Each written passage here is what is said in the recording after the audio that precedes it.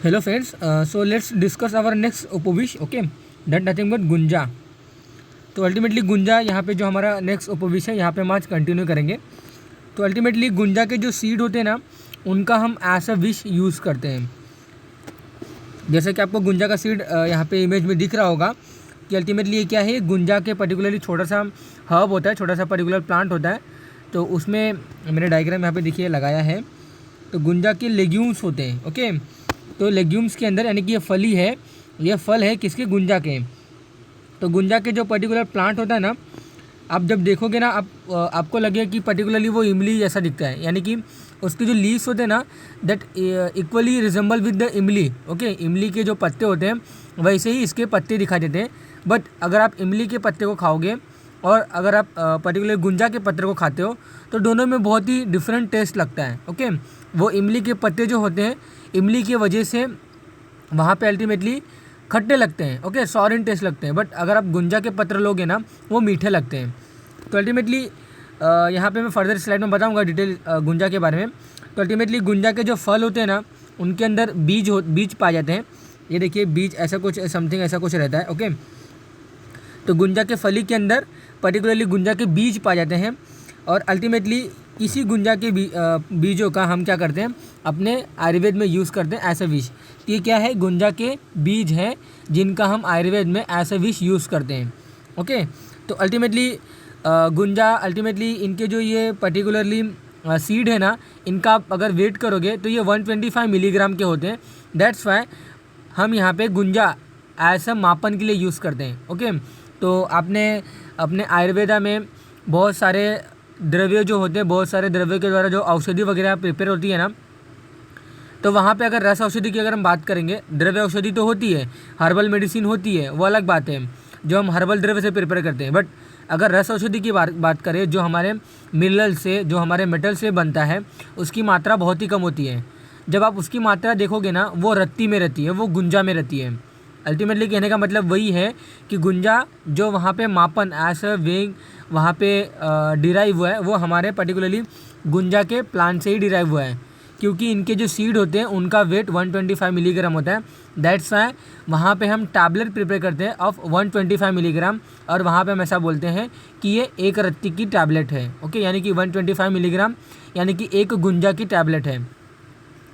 तो अल्टीमेटली ये गुंजा के बीज हैं, ये पर्टिकुलरली गुंजा का पर्टिकुलर छोटा सा पौधा होता है, ये इसकी फ्लावरिंग स्टेज है. ओके, और फली के फॉर्म में फली के अंदर इनके बीज पाए जाते हैं, गुंजा पुष्प. और ये गुंजा क्या है, लेग्यूम्स है. गुंजा के सीड जैसे कि मैंने आपको बताया रेड कलर के होते हैं और उस रेड कलर के ऊपर ब्लैक कलर के स्पॉट होते हैं. अगेन मैं डायग्राम दिखाता हूँ आपको. रेड कलर के ऊपर ब्लैक कलर के स्पॉट होते हैं जैसा कि आप यहाँ पे देख सकते हो. Let's discuss the some important things regarding गुंजा. ओके, तो गुंजा का जो लैटिन नेम है एब्रस प्रिकैटोरियस, मैंने आपको बताया. इसके पहले ऑलरेडी ये देखिए यहाँ पे आप करेक्ट कर लीजिएगा, प्रिकैटोरियस आएगा. ओके, इंस्टेड ऑफ टी यहाँ पे आर आएगा. इसके पहले ऑलरेडी मैंने वहाँ पे बहुत सारे उपविषयों को डिस्कस किया है. धत्तु डिस्कस किया है, जयपाल डिस्कस किया है, वहाँ पे मैंने आइफेन डिस्कस किया है, वहाँ पे अल्टीमेटली कुचला डिस्कस किया है. तो ऐसे समथिंग मैंने वहाँ पे कुछ 5 जो उपविषय मैंने ऑलरेडी डिस्कस किया है. ये मेरा क्या है 6 उपविषय आउट ऑफ 11 उपविषय. ओके, तो अल्टीमेटली लैटिन नेम की अगर बात करें तो एब्रस प्रिकैटोरियस इसका लैटिन नेम आता है. हिंदी में से हम रत्ती बोलते हैं. ओके, और जब पर्टिकुलरली गुंजा का जब आप प्लांट देखोगे ना, इसके जो लीफ होते हैं ना, मैंने आपको बताया कि इक्वली रिजेंबल होते हैं हमारे पर्टिकुलरली इमली जैसे. बट अगर आप इनमें डिफरेंस देखने जाओगे ना, पर्टिकुलर गुंजा के जो लीफ होते हैं ना वो थोड़े से ब्रॉड होते हैं कंपेयर टू आवर इमली. ओके, इमली के जो पत्थर होते हैं थोड़े से वो छोटे होते हैं, छोटे तो इसके भी होते हैं लेकिन वो ज़्यादा ब्रॉड नहीं होता है. ओके, ये लेकिन ब्रॉड होता है, वो नैरो होता है या ब्रॉड होता है, बस यही ज़्यादा डिफरेंस है. ज़्यादा कुछ इसमें डिफरेंस वगैरह नहीं पाए जाते हैं. उनमें भी कंपाउंड लीफ होता है, इनमें भी कंपाउंड लीफ होता है. ओके, तो अल्टीमेटली एब्रस प्रिकैटोरियस अगर आपको कभी पता करना है कि ये कौन से पर्टिकुलरली प्लांट का या फिर ये इमली के पत्ते हैं या फिर हमारे गुंजा के, तो आप टेस्ट कर लीजिए. गुंजा के पत्र जो होंगे वो मीठे लगते हैं, जो हम नॉर्मली पान वगैरह में यूज़ करते हैं ऐसा हरी पत्ती के तौर पर. ओके, और हमारे जो इमली के पत्ते होते हैं उनका हम यूज़ नहीं करते. इमली के जो फल होते हैं, ओके, जो हम इमली के जो फल होते हैं, इमली जिसे हम बोलते हैं, चिंच वगैरह जो बोलते हैं, जो बहुत ही अच्छे लगते हैं, खट्टे जो रस के होते हैं. ओके, वो हम यूज़ करते हैं. वहाँ पे पत्र वगैरह हम यूज़ नहीं करते हैं. हालांकि हम इमली के पत्तों का स्वरस वगैरह निकाल कर वहाँ पे धतूर के बीज के शोधन के लिए यूज़ करते हैं, वो अलग बात है। बट ऐसे नॉर्मली अगर हम ऐसी बात करें तो इमली के पत्तों का हम यूज़ नहीं करते, लेकिन गुंजा के पत्र जो होते हैं उनका हम ऐसा हरी पत्ती पानों में यूज़ करते हैं। ओके, पानों मतलब जो हम पान वगैरह जो एडल्ट लोग जो खाते हैं। ओके, इंग्लिश में से एब्रस बोलते हैं, एब्रस सीड। गुंजा इसको हम संस्कृत में प्रोनाउंस करते हैं। एक्टिव प्रिंसिपल की अगर बात करें तो एब्रीन, हीमोग्लूटीन, एब्रिक एसिड, ये सभी क्या इसके अंदर एक्टिव प्रिंसिपल पाए जाते हैं। जैसा कि ऑलरेडी मैंने बताया ही है, कुचरा के अंदर हमारे स्ट्रिक्निन होता है। वसनाम मैंने बताया था जो कि पर्टिकुलरली महाविष के कैटेगरी में आता है। उसके अंदर वहाँ पे मैंने आपको बताया था कि पर्टिकुलरली एक्ोनिटम उसका एक्टिव प्रिंसिपल होता है। देन जयपाल में मैंने आपको बताया कि क्रोटॉन, वहाँ पे टिग्लियम जो उसका लैटिन है, मतलब क्रोटॉन टिग्लियम जिसका लैटिन नेम आता है, उसमें क्रोटीन करके एक एक्टिव प्रिंसिपल होता है जिसे हम टॉक्सा एल्ब्यूमिन भी बोलते हैं। क्रोटोनिक एसिड भी उसके अंदर होता है। मैंने वहाँ पे आपको बताया था कि पर्टिकुलरली जो हमारा आईफेन होता है उसके अंदर मॉर्फिन, कोडीन, ये सभी क्या होते हैं, एक्टिव प्रिंसिपल होते हैं। तो हर एक द्रव्य में उसका एक्टिव प्रिंसिपल होता है। वो एक्टिव प्रिंसिपल की वजह से वो पर्टिकुलर द्रव्य काम करता है। बट कभी कभी ऐसा होता है कि वो एक्टिव प्रिंसिपल की वजह से क्या होता है, वो द्रव्य हानिकारक होता है हमारे बॉडी के लिए, एंड दैट्स उस पर्टिकुलर एक्टिव प्रिंसिपल को हम क्या करते हैं, शोधन के थ्रू निकाल देते हैं। ओके, नहीं तो हमारे बॉडी के ऊपर उसका निगेटिव इफेक्ट जाएगा। तो अल्टीमेटली हमारे गुंजा में जो एक्टिव प्रिंसिपल है एब्रीन, हीमोग्लूटीन एंड एब्रिक एसिड, ये पर्टिकुलरली एक्टिव प्रिंसिपल पाए जाते हैं। यूज़ पार्ट की अगर बात करें, मैंने आपको हमेशा बोलते आया है कि अगर मैं गुंजा बोलूँ तो गुंजा के सभी पार्ट्स का हम यूज़ नहीं करते हैं एज अ विश, हम सिर्फ इसके सीड का यूज़ करते हैं एज अ विश। इनके अगर पूरे प्लांट्स को कंपेयर करोगे, इनके पत्ते, इनके रूट, इनके स्टेम, ओके, इनके फल सभी नॉन पॉइजनस होते हैं। इनके मूल भी नॉन पॉइजनस होते हैं। बट पर्टिकुलर जो हमारा गुंजा के जो बीज होते हैं ना, वो पॉइजनस होते हैं, एंड दैट्स वाई पॉइजनस होने के साथ साथ इनमें थेरेपेटिक वैल्यू पाया जाता है। थेरेपेटिक उसके अंदर क्या होता है, एफिकेसी होती है, और वो पर्टिकुलर एफिकेसी हम अपने बॉडी के लिए यूज़ करना चाहते हैं, एंड दैट्स वाई बीज पर्टिकुलरली पॉइजन है, उसमें थेरेपेटिक पर्टिकुलरली वहाँ पे गुड है। ओके, वो हमारे बॉडी के लिए बहुत सारे प्रॉब्लम्स को ठीक कर सकता है। दैट्स वाई उसको हम विष है तो क्या हुआ, उसका हम शोधन करेंगे, जो इम्प्योरिटीज है वो निकालेंगे। ओके, तो अल्टीमेटली इनके हम सीड का यूज़ करते हैं, ना कि पूरे प्लांट का। तो गुंजा अगर मैं बोलूँ और अगर हम बीज की बात करें तो गुंजा के बीज को ही आपको वहाँ पे आपके माइंड में क्लिक होना चाहिए, इमीडिएटली वहाँ पे आपके माइंड में क्लिक होना चाहिए। ओके, देन अल्टीमेटली सिनोनिम्स की अगर बात करें तो कंबोजी, रत्ती, गुंजा, ये सभी इसके क्या है, सिनोनिम्स हैं। इंटरेस्टिंग फैक्ट की अगर बात करें, ये देखिए मैंने जस्ट एक पर्टिकुलरली व्यू दिया है कि गुंजा के जो रूट होते हैं ना, गुंजा का जो मूल होता है ना, वो मीठे होते हैं। गुंजा का अल्टीमेटली पत्ते मीठे होते हैं, गुंजा का मूल मीठा होता है। हालांकि जो उसका बीज है वो मीठा वगैरह नहीं होगा, वो कटु रस का, तिक्त रस का वगैरह होता है। बट गुंजा के जो पत्ते होते हैं, गुंजा का जो मूल होता है ना, वो मीठे लगते हैं। यहाँ पे एक कॉन्सेप्ट आता है कि जो हमारा यष्टि मधु होता है ना, ग्लाइसिराइजा ग्लैबरा जो हमारा होता है यष्टि मधु, उसके भी मूल मीठे होते हैं। ओके, उसके भी मूल मीठे होते हैं। उसके अंदर ग्लाइसिराइजिन करके एक वहाँ पे केमिकल कॉन्स्टिट्यूएंट पाया जाता है, जो कि बहुत ही यूज़फुल होता है, जो कि act as a sweeting agent. Okay, तो यष्टि मधु मूल जो हम नॉर्मली यष्टि मधु के प्लांट का हम यूज़ करते हैं, नॉर्मली यष्टि मधु का जो हम प्लांट होता है उनका हम नॉर्मली यष्टि मधु मूल यूज़ करते हैं, जो कि मीठा होता है और उसके अंदर स्वीटिंग एजेंट और बहुत सारे गुड़ वगैरह पाए जाते हैं।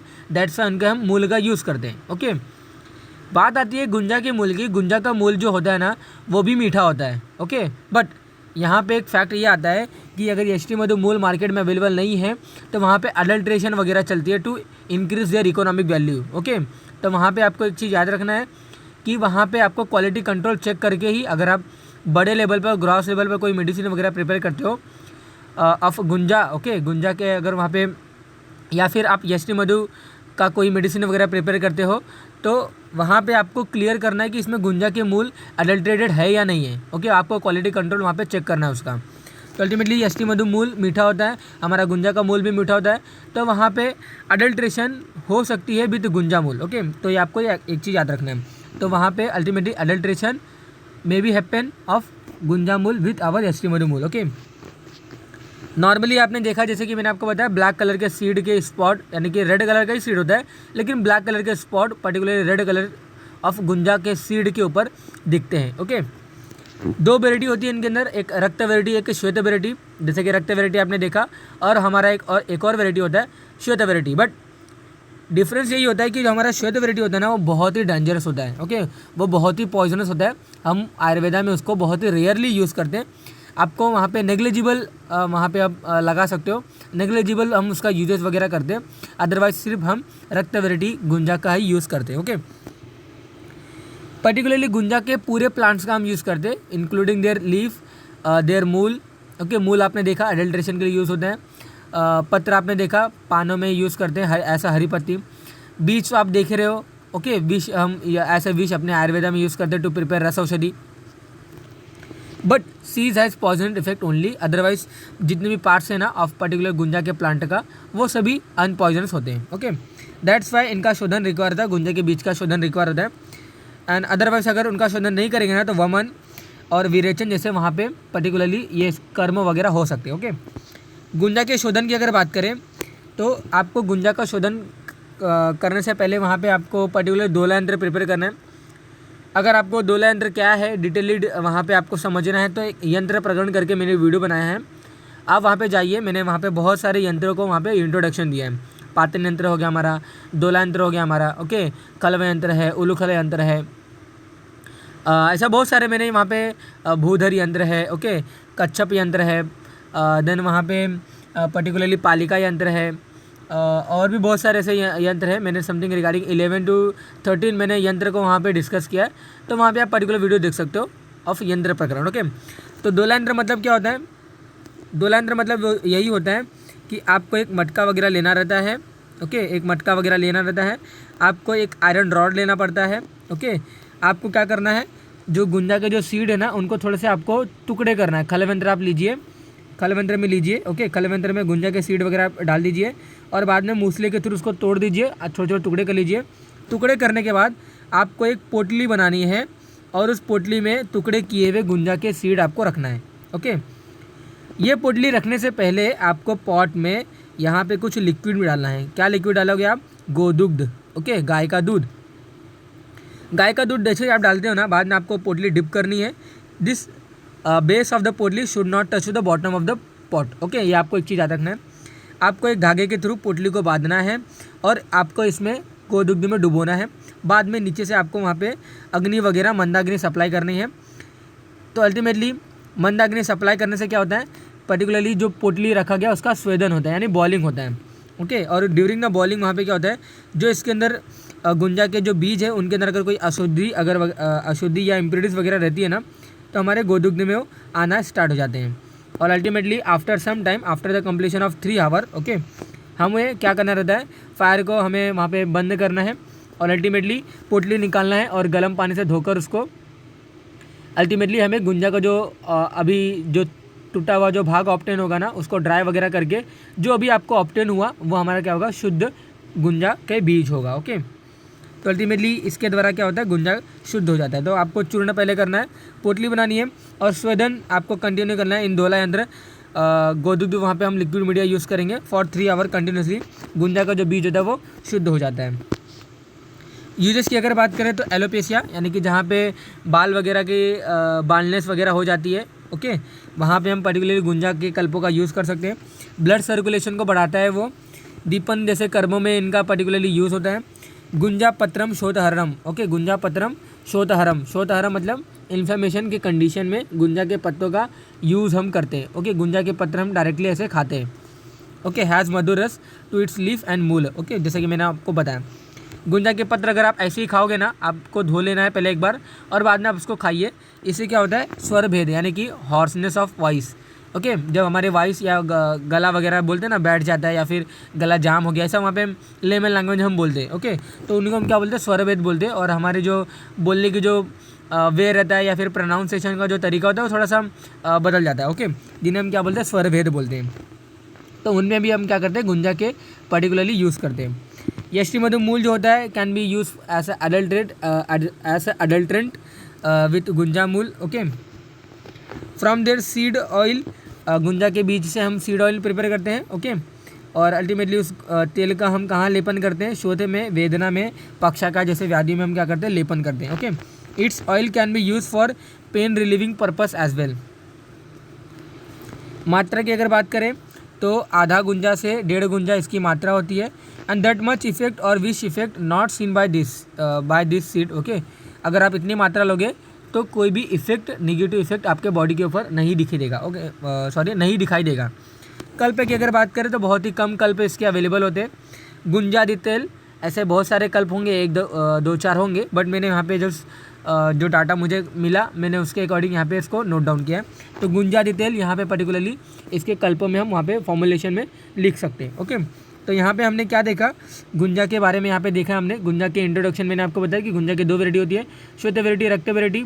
नॉर्मली हम रक्त वैरायटी यूज़ करते हैं और उस रक्त वैरायटी के ऊपर भी ब्लैक कलर का स्पॉट होता है। गुंजा के सभी पार्ट्स का हम यूज़ करते हैं, लिविंग टू देयर बीज, जितने भी पार्ट्स होते हैं नॉन पॉइजनस होते हैं। ओके, गुंजा के सीड पॉइजनस होते हैं, इसलिए हम उनका शोधन करते हैं। उनके अंदर एक्टिव प्रिंसिपल एब्रिन होता है। ओके, एब्रस प्रिकाटोरियस इसका लैटिन नेम आता है। पर्टिकुलरली हम गुंजा के सीड का ही यूज़ करते हैं in our Ayurveda. Okay, for the preparation of the various kind of formulation. इनकी मात्रा हमने देखी, आधा गुंजा से 1.5 गुंजा इसकी मात्रा होती है। कल्प की अगर बात करें तो गुंजादि तेल इसके कल्प है। ओके, और बहुत सारे व्याधियों में हम क्या करते हैं, अलग अलग व्याधियों में इनका हम नॉर्मली यूज़ करते हैं। तो that is regarding for our today's class guys. If you have any query regarding any videos, you can ask me freely in comment box. Okay, thank you.